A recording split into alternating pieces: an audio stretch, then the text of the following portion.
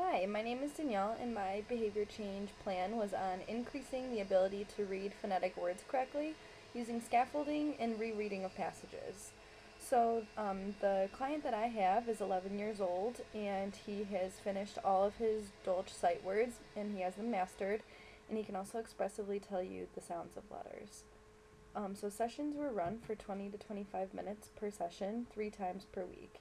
And 10 words were used, and flashcards were presented 3 times for each word. So that was 30 trials each session.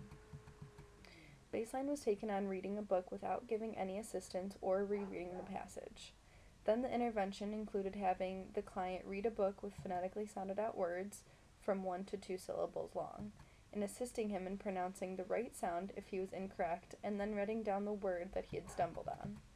So once 10 words were collected, the therapist then gave the learner a break and made them into flashcards.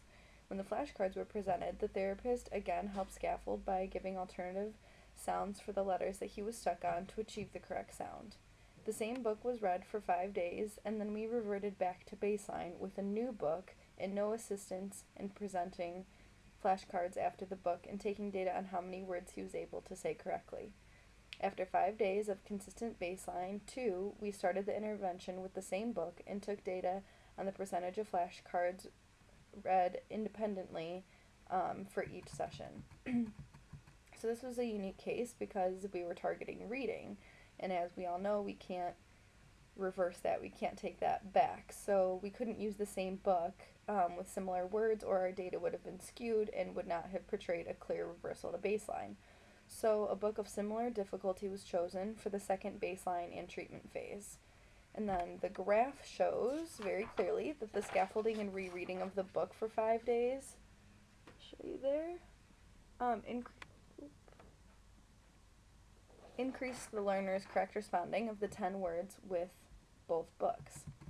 So the IOA mean agreement was 95% in baseline and 98.8% during intervention. Treatment fidelity was also 100%.